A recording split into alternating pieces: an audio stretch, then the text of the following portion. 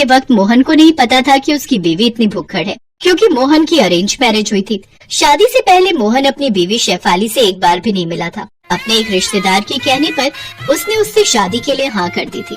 मोहन एक छोटा सा ढाबा चलाता था और वही सुनकर शेफाली मोहन से शादी करने के लिए राजी हुई थी। मोहन को इस बात का एहसास तो सुहाग रात में हुआ और देखा शेफाली सिसक सिसक कर रो रही है।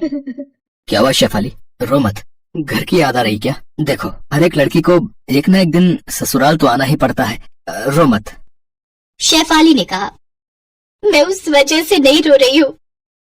तो फिर क्यों रो रही हो? मुझे भूख लगी है और 1 घंटे पहले मैंने मिठाई खाई थी, उसके बाद मैंने कुछ नहीं खाया। लेकिन 1 घंटे में तुम्हें भूख कैसे लग गई? मुझे खाने के 5 मिनट बाद भूख लग जाती है। आप 1 घंटे की बात कर रहे हो, मुझे खाना ला कर दो। अब ठीक है, मैं खाना लाता हूँ।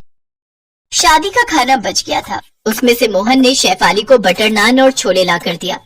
अरे वाह, ये तो मुझे बहुत पसंद है। शेफाली ने 1 मिनट के अंदर 10 बटर नान खत्म कर दिया और कहा, और नान लाइए। मोहन और 10 नान लेकर आया। शेफाली ने वो भी 1 मिनट के अंदर खत्म कर दिया। और लाइए। अब नान तो खत्म है। तो फिर राइस, बिरयानी और मटन लाइए।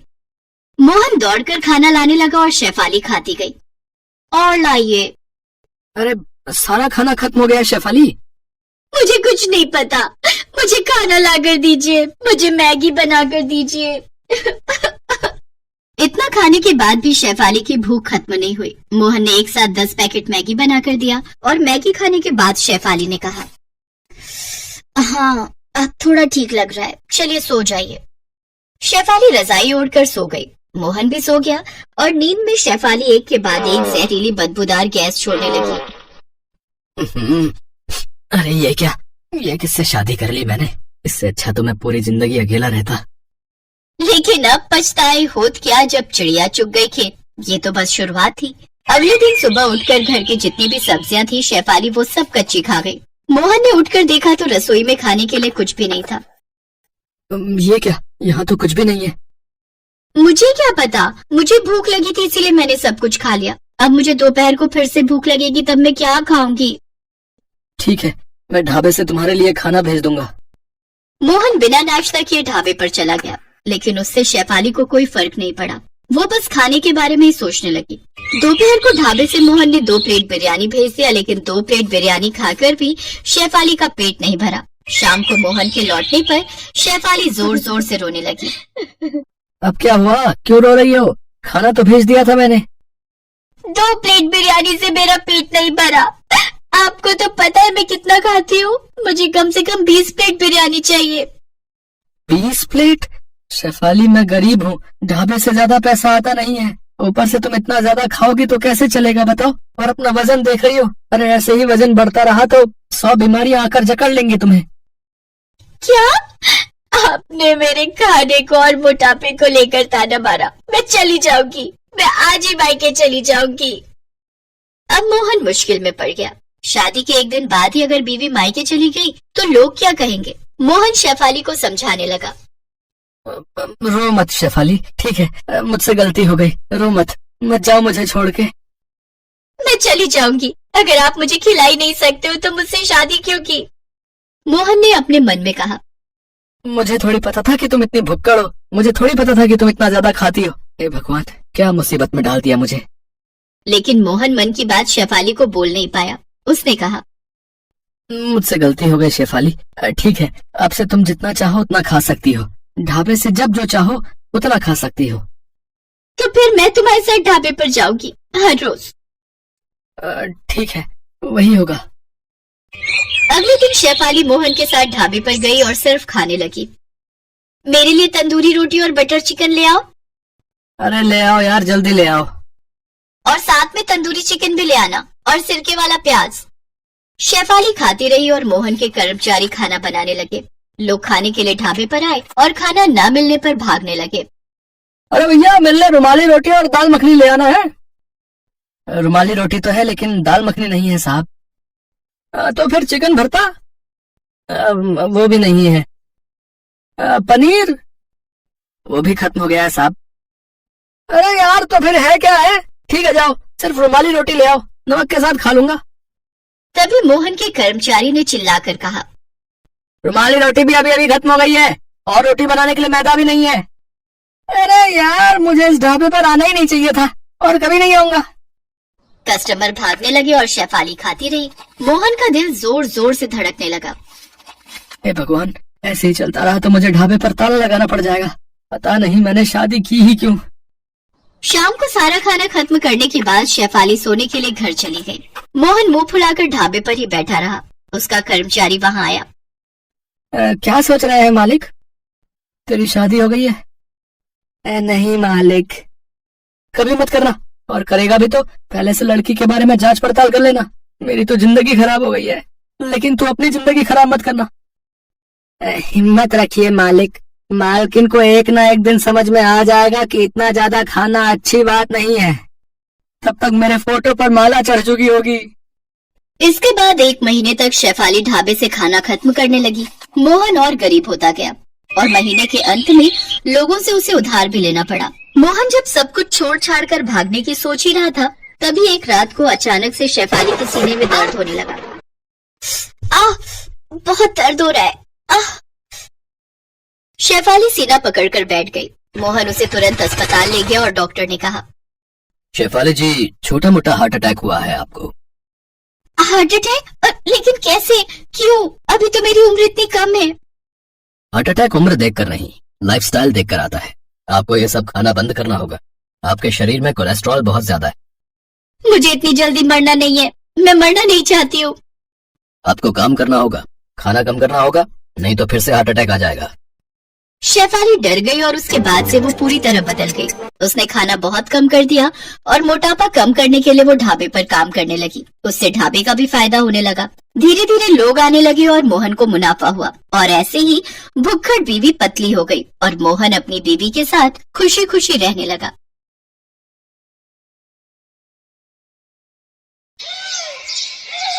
शुभी के रिश्ते की बात चल रही थी। लड़के वालों का फोन आया। शुभी के पापा योगेश प्रसाद ने फोन उठाया। जी नमस्ते भाई साहब। जी 5 बजे रेस्टोरेंट पहुंचने का टाइम है। हम भी टाइम पर पहुंच जाएंगे।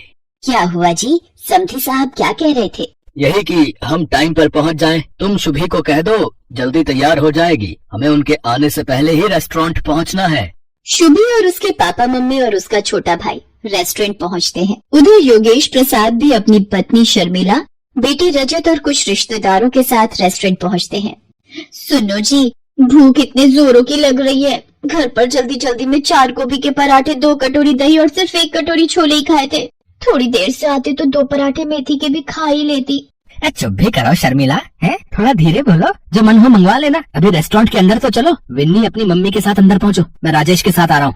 शर्मिला का स्वभाव भुक्कड़ था। उसे कहीं भी जाना हो भूख पहले लगाती थी और वो बेहिसाब खाने लगती थी। उसे अपने पेट पर कंट्रोल नहीं था। कहीं शादी ब्याह में जाना हो, किसी फंक्शन में जाना हो, वो सबसे पहले खाना ढूंढती थी और खाने की चीजों को सामने देखकर उसका खुद पर कंट्रोल कर पाना मुश्किल होता था। रेस्टोरेंट के अंदर सब लोग बैठ जाते हैं। साधना शर्मिला से खाने के लिए पूछती है, बहन जी आप सबको क्या क्या पसंद है वो बता देते तो हम ऑर्डर कर देते हैं सबके लिए। जो जो जिसको चाहिए वो पसंद का आ जाएगा। वैसे sambar, dosa, noodles, chilli potato, momos और मंचूरियन, फ्राइड राइस हमने अभी ऑर्डर कर दिए हैं। डिनर से पहले ये स्नैक्स में ठीक है ना बहन जी? अरे ये तो छोटी मोटी चीजें हैं बच्चों के मतलब की, ये तो मिनटों में हजम हो जाएंगी। आप एक काम कीजिए, 8 प्लेट छोले भटूरे, 6 प्लेट कचौड़ी आलू और 20 समोसे ठीक रहेंगे। ये सब मंगवा लीजिए। सुनो जी, इधर आना जरा। बंदे तो ये सिर्फ थोड़े ही आए हैं। 4 ये खुद घर के लोग हैं और 1 इनके ननद और नंदोई और उनके 2 बच्चे। पर ये इतना सारा खाना ऑर्डर क्यों कर रही हैं? शर्मिला जी शुभी की होने वाली सास है, कुछ बोल नहीं सकती। मैं ऑर्डर देकर आता हूँ। पंकज बेटा जरा मेरे साथ आओ। और फिर भुक्खड़ शर्मिला ने बिना कोई शर्म किए सब खाना मिनटों में चट कर दिया। फिर वैसे मीठे में अगर रबड़ी जलेबी और मिल जाए तो। जी बहन जी, मैं अभी ऑर्डर कर देता हूँ। पंकज बेटा काउंटर पर बोल दो कि यहाँ के लिए जो गुलाब जामुन ऑर्डर किए हैं उनके साथ रबड़ी जलेबी भी भिजवा दें। वैसे तो मैं इतना खाती नहीं हूँ, और आज मेरे बेटे की शादी पक्की हो रही है, तो इसी खुशी में थोड़ा बहुत मैंने सोचा खा लिया जाए। आप सब जोर दे रहे थे तो मुझे खाना पड़ा। अच्छा योगेश प्रसाद जी, अब हम चलते हैं। और फिर कुछ दिनों बाद धूमधाम से शुभी और राजेश की शादी हो जाती है। शुभी शादी के बाद फेरा डालने जाती है। परिवार के सब लोग शुभी के साथ जाते हैं। शुभी, तेरे सास ससुर को जो भी पसंद है बता दे, मैं वही मंगवा भी लूंगी और काफी कुछ घर पर भी बना लिया है। अरे मम्मी, मेरे ससुराल वाले सब कुछ खा लेते हैं, आप चिंता मत करो। सुनो जी, भूख के मारे आते निकल आई हैं। नाश्ते में सिर्फ गोभी और पनीर के पकोड़े खाए थे, ताकि थोड़ा खाली पेट रखो तो यहाँ अच्छे से खा सको। ये चिप्स और ड्राई फ्रूट से भला पेट भरता है। विन्नी, सुन जरा देख कर आ, शुभी को रसोई में गए आधा घंटा हो गया है। मम्मी, थोड़ा वेट करो, आ जाएगा कुछ न कुछ खाने के लिए। भूख पर थोड़ा कंट्रोल कर लो। लो, आ गई भाभी। आप सबके लिए ये दही भल्ले मम्मी ने भिजवाए हैं। बस दही भल्ले ही बनाए हैं क्या, या कुछ और भी? जी बहन जी, ये आपके लिए मैंने राज कचौड़ी भी बनाई है। शुभी बता रही थी आपको राज कचौड़ी बहुत पसंद है। वो तो मैं वैसे ज्यादा कुछ खाती नहीं हूँ। कभी कभी राजेश ऑफिस से आते हुए बनवा लाता है तो 1-2 चम्मच जबरदस्ती दे देता है तो खा लेती हूँ। वरना मुझे खाने पीने का इतना शौक नहीं है। शर्मिला को इस तरह से कहते हुए देख विन्नी और राजेश उसकी शक्ल देखकर हैरान रह जाते हैं। मम्मी, अच्छा झूठ बोल रही हो, सबसे पहले चटकारे लेकर तुम ही खाती हो। शुभी, वो जरा हरी चटनी और पकड़ाना, और ये इमली वाली सॉल्ट तो बहुत ही स्वादिष्ट है। जी, वो मम्मी घर पर ही बनाती है ये गुड़ और इमली की चटनी। साधना, एक काम करो, शर्मिला बहन जी को थोड़ी कचौड़ी और चटनी साथ में बांध कर दे दो। अरे योगेश प्रसाद जी, साथ में क्या करना है, खा तो लिया इतना कुछ सबने है, और अब सबका पेट भी भर चुका है। अब भाई साहब इतने प्यार से बोल रहे हैं तो थोड़ा पैक करवा लेते हैं। साधना बहन जी ने इतने प्यार से बनाया है तो उनका भी तो मान रखना बनता है। शर्मिला के स्वभाव के बारे में सब रिश्तेदार जानते थे, पर कोई भी शर्मिला के मुंह पर कुछ नहीं बोलता था। एक दिन शर्मिला की सहेली पुष्पा की बेटी की शादी थी। मेरी बचपन की सहेली है पुष्पा। आज देखो वक्त कैसे बीत गया, अपनी लड़की की शादी करने जा रही है। हमारे राजेश की शादी में भी वो आई थी तो हमें भी जाना चाहिए। मैं तो कहती हूँ हम पूरे परिवार के साथ शादी में जाते हैं, उसे अच्छा लगेगा। ठीक है शर्मिला, जैसा तुम ठीक समझो। शुभी और राजेश को भी कह दो एक बार साथ चलने को। सब लोग शर्मिला की सहेली पुष्पा की लड़की की शादी में पहुंचते हैं। बधाई हो पुष्पा, बेटी की शादी की बहुत बहुत खुशी हुई। शर्मिला, तुम सब परिवार आई हो, मुझे भी बहुत खुशी है। सब लोग डिनर करके जाना, तुम परिवार के साथ एंजॉय करो, तब तक मैं मेहमानों को देख लेती हूँ, ठीक है?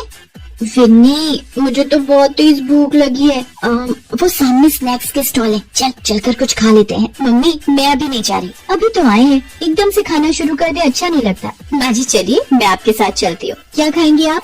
स्टॉल पर भीड़ है, आप यही रुको, मैं आपके लिए कुछ लेकर आती हूँ। शुभी शर्मिला के लिए डोसा स्टॉल से डोसा बनवा कर शर्मिला को दे देती है। शर्मिला शुभी से कहती है, शुभी वो सामने वाले स्टॉल से आलू चाट भी ले लेते हैं। माँ जी, आप ये प्लेट पकड़िए, मैं लेकर आती हूँ। सरला, मैंने भी पता नहीं कैसी भुक्कड़ को शादी में बुला लिया। ये शर्मिला तो शुरू से ही भुक्कड़ है, जितने का शगुन का लिफाफा नहीं देगी उससे ज्यादा का तो ये अकेले ही खा लेगी। तुझे तो पता था कि ये शर्मिला अपनी भुक्कड़ आदत की वजह से जानी जाती है, फिर तूने क्यों बुलाया इसे शादी में? छी छी, ये पुष्पा आंटी माँ जी के लिए कितना गलत बोल रही है, और ये माँ जी के पास जाकर क्या बोल रही है? अरे पुष्पा, आओ ना, एक ने वाला डोसे का तू भी खा ले। शादी की भाग दौड़ में तूने कुछ खाया नहीं होगा। शर्मिला, नहीं, अभी मुझे बहुत काम है। वैसे थोड़ा कंट्रोल करके खाना, ये तुम्हारा घर नहीं है, ये 5 स्टार होटल है। यहाँ पर हर प्लेट की गिनती होती है। 1600 रुपए की एक प्लेट है, ये तुम्हारी चौथी प्लेट है। तुम थोड़ा तो सोचा करो, किसी के यहाँ शादी में आकर इस तरह से व्यवहार करते हैं। इतने का तो तुमने मुझे शगुन नहीं डाला जितना तुम खा चुकी हो अब तक। मेरी बात का बुरा मत मानना, तुम मेरी बचपन की दोस्त हो, इसीलिए हक से कह रही हूँ। अब थोड़ा ध्यान से खाना, इसीलिए एक प्लेट में ले लेना जो लेना है। बार बार प्लेटें झूठी मत करना, पता चले अब प्लेटें कम पड़ जाए और लड़के वालों को तुम्हारी वजह से भूखा जाना पड़े। चलो तुम खा लो, मैं चलती हूँ, और भी मेहमान आ रहे हैं। शर्मिला की आंखों में पहली बार आंसू छलक आए थे। उसे किसी ने मानो दिल पर चोट दे मारी हो। जो शर्मिला खाने को देखकर टूट पड़ती थी, आज उसकी हलक से निवाला नहीं निकला जा रहा था। ये देखकर शुभी का मन खराब हो जाता है और वो गुस्से में आ जाती है और पुष्पा के पास जाती है। आंटी जी, एक सेकेंड, क्या आप मेरे साथ थोड़ा साइड में चलेंगी? मुझे कुछ बहुत जरूरी काम है। हाँ जी, बोलो क्या काम है?